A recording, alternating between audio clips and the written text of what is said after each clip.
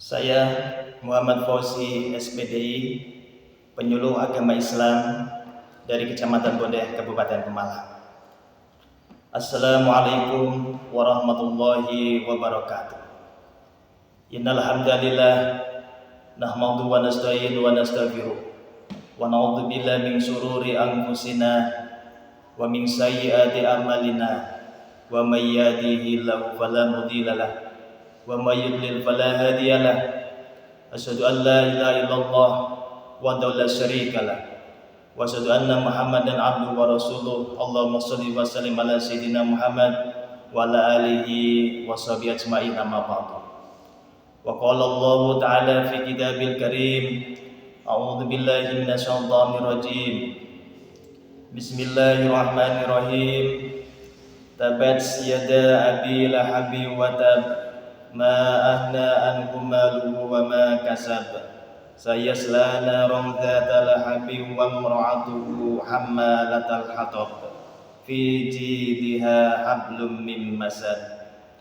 Wa qala aidan, wa qala rabbukum ud'uni astajib lakum, innal ladzina yastakbiruna an ibadati sayadkhuluna jahannama dahirin.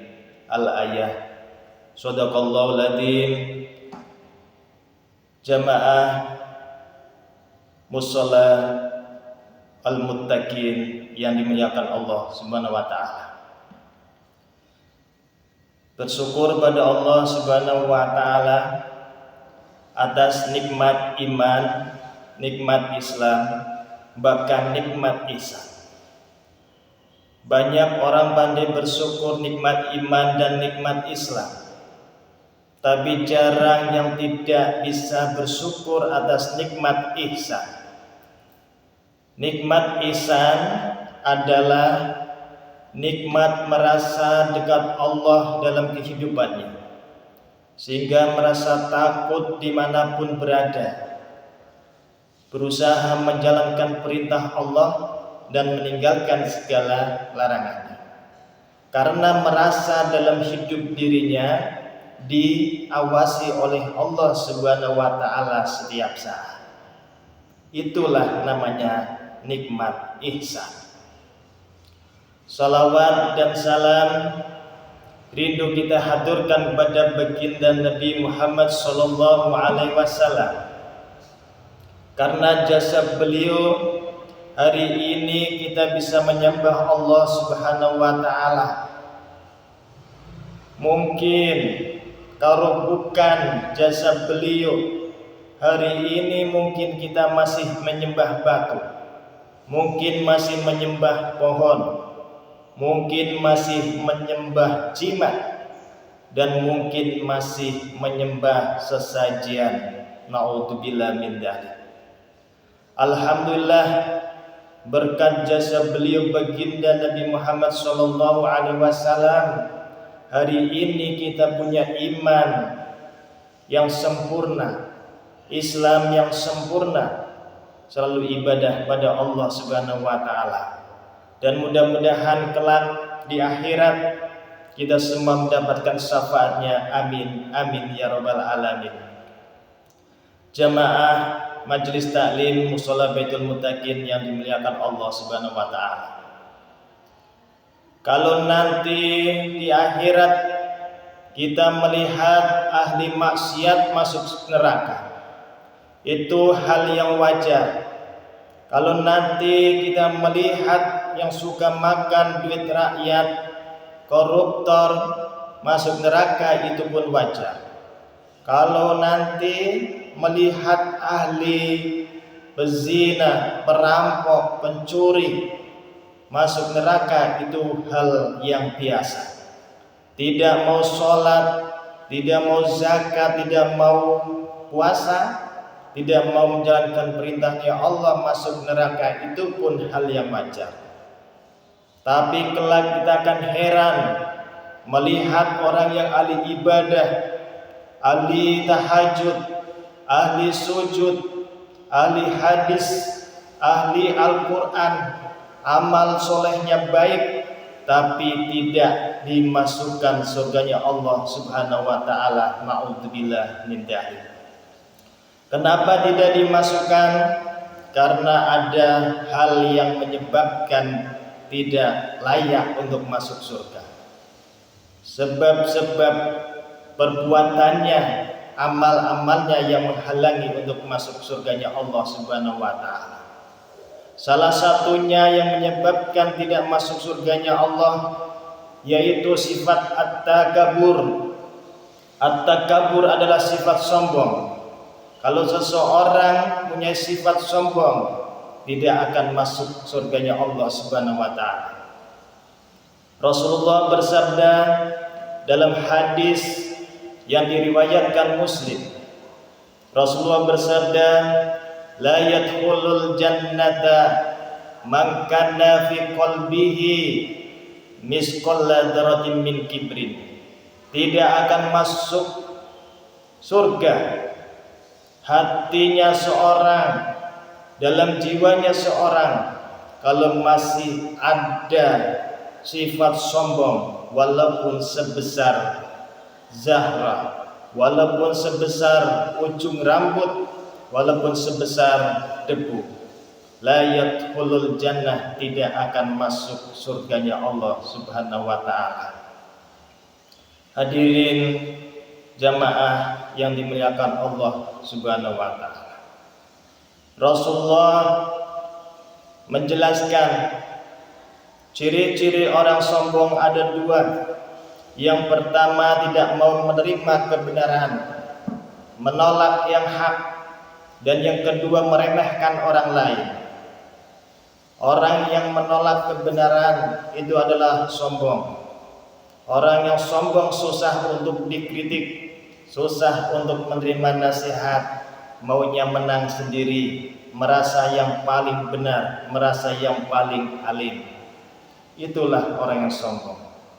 Dan yang kedua yaitu suka meremehkan orang lain, merasa dirinya yang paling hebat, merasa dirinya yang pantas masuk surga, merasa yang paling amalnya paling bagus, merasa ahli Quran, merasa ahli hadis, yang lain salah, merasa ahli sunnah wal jamaah, yang lain dibid'ahkan.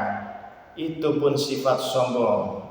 Boleh kita membangun rumah bagus, rumah mewah, rumah yang indah buat nyaman dalam kehidupan keluarga kita. Tapi kalau kita masih merendahkan orang yang belum punya rumah, orang yang masih ngontrak, itu pun sombong. Boleh kita membeli perhiasan mahal, mobil yang mewah, tapi kalau kita masih merendahkan orang yang jalan kaki, itu pun sombong. Sahabat bertanya pada Rasulullah, "Ya Rasulullah, saya senang memakai baju-baju yang indah, yang bersih. Saya senang, saya suka, saya bangga memakai sandal, sepatu yang indah, yang bagus. Apakah itu sombong ya Rasulullah?" Rasulullah menjawab, "Innallaha jamilun yuhibul jamal." Sesungguhnya Allah indah, Allah menyukai keindahan. Asal kita tidak merendahkan orang lain, kita mau pakai baju yang bagus, itu masih boleh. Jamaah yang dimuliakan Allah Subhanahu wa taala. Iblis laknatullah alaih diusir dari surga karena punya sifat sombong. Kenapa iblis diusir dari surga?